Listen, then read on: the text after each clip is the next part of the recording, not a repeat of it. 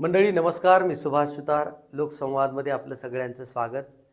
मंडळी, बीड जिल्ह्यातल्या गेवराई शहरामध्ये पश्चिमेला पालख्या डोंगराच्या कुशीमध्ये अनाथ मुलांसाठी बालग्राम आहे. संतोषदादा गर्जे आणि प्रीतीताई हे दाम्पत्य या बालग्रामचे संस्थापक संचालक आहेत. गेल्या अनेक वर्षापासून अनाथ मुलांचा हा बालग्राम आणि या बालग्रामला जोडलेले हजारो लाखो विचारवंत सेलिब्रिटीज या बालग्रामशी ऋणानुबंध ठेवून आहेत. आणि त्याचमुळं गर्जेदादांच्या एक संकल्पनेतून गेल्या 11 वर्षापासून भान तरुणाईचे हे शिबिर आणि एका अर्थाने ही संवादशाळा गेल्या 11 वर्षापासून सुरू आहे. या वर्षीचा उपक्रम अतिशय नाविन्यपूर्ण होता आणि या उपक्रमामध्ये महाराष्ट्रातून जवळपास 26 जिल्ह्यातले विद्यार्थी-विद्यार्थिनी या शिबिरामध्ये सहभागी झाले होते. महाराष्ट्राच्या विविध भागामधून काही विचारवंत आले, काही सेलिब्रिटीज आले आणि त्यांनी महाराष्ट्राच्या कानाकोपऱ्यातून आलेल्या या विद्यार्थ्यांशी आणि विशेष म्हणजे बालग्राममध्ये असलेले 100-150 जी मुलं मुली आहेत, जे अनाथ आहेत, अशा मुलांच्या सहवासामध्ये ही संवादशाळा पार पडली.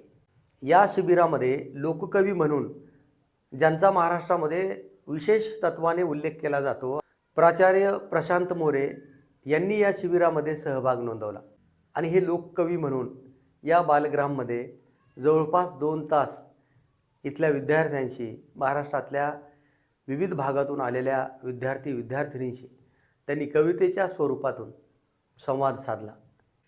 प्रशांत मोरे हे महाराष्ट्राचे ख्यातनाम कवी आहेत, ज्यांना आपण लोककवी म्हणतो.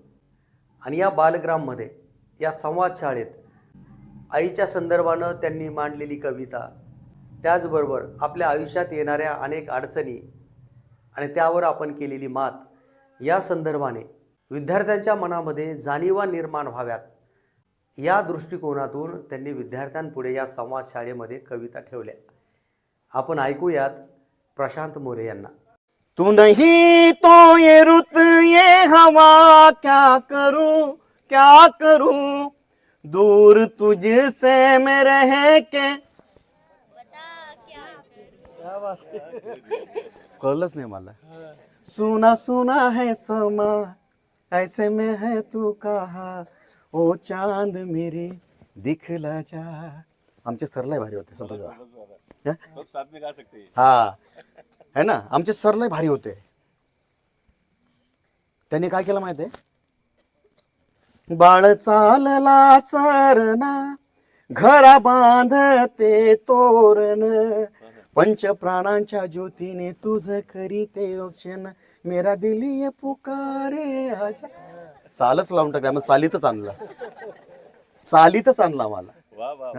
चांदो मामा डोकावो तो लिंबुणीच्या झाडातून सय बालपणाची ग आज येते आठवण माझ्या मामाचा आठवे मला चौरंगी वाडा. माझ्या मामाचा आठवे मला चौरंगी वाडा.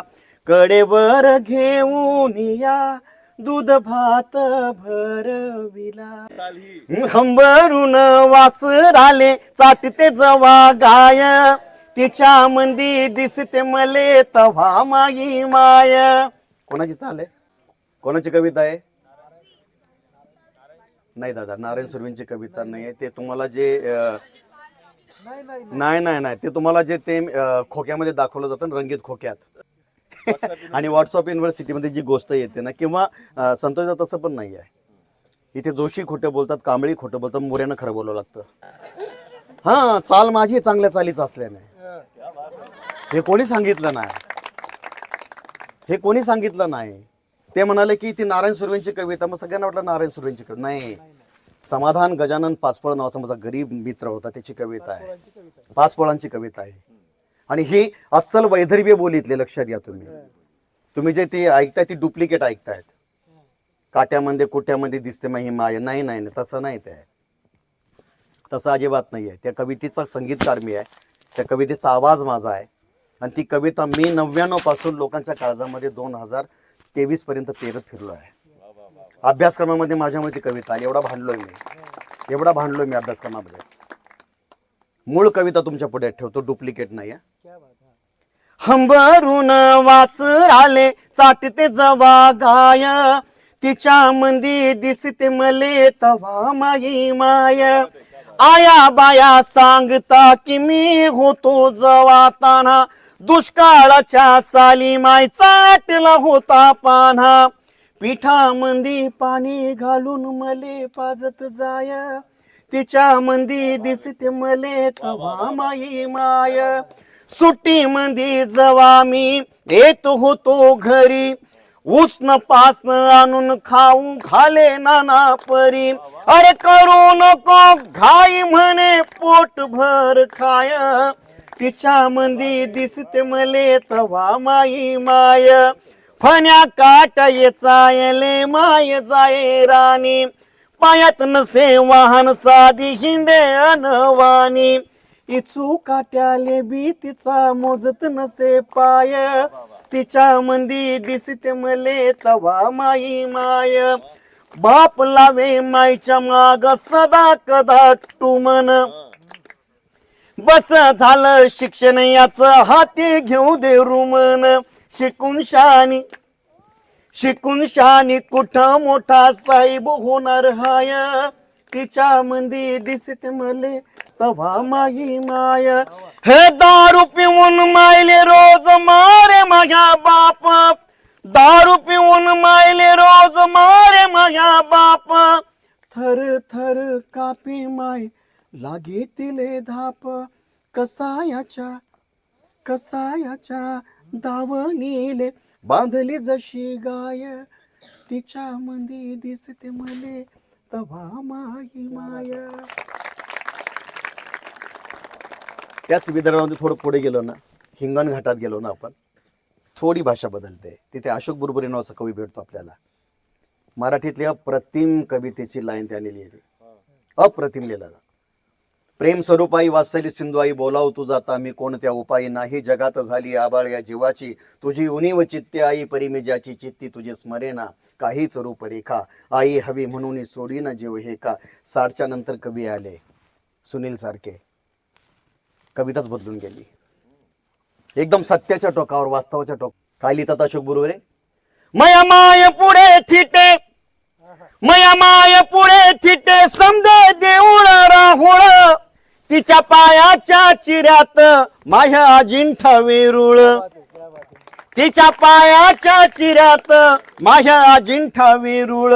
कशी माय माई काशी काम करते जिनात, घाम निढळाचा गाळे दोई पारच्या उन्हात.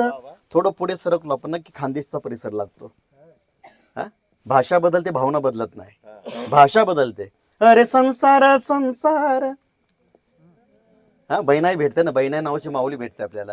अरे संसार संसार जसा तवा चुल्यावर, आधी हाताले चटके मग मी येते भाकर.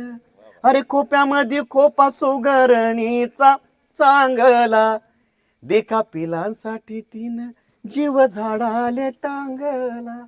जीव झाडाला टांगणं काय असतं ना. त्याच्या पुढे आलो की धुळेपासून नंदुरबार, धुळे, सटाण्यापर्यंत, बागलांपर्यंत. भाषा बदलते, भावना बदलत नाही. गहू दयस बाजरी दयस, गहू दयस बाजरी दयस, दयता दयता माय दयन दयता, याद माहेरणी येस माहेरणी येस. गहू दळते बाजरी दळते, दळता दळता माय दळण दळता, याद माहेराची येते माहेराची येते. अशी खाऊशी वाट सवल्या खोबरानी खीर, अशी खाऊशी वाट सवल्या खोबरानी खीर. येड्या मन घेरे धीर गाव कोस कोस दूर माय कोस कोस दूर. वसई विरारच्या पट्ट्यामध्ये फिरलात ना तुम्ही, भाषा बदलते, भावना बदलत नाही.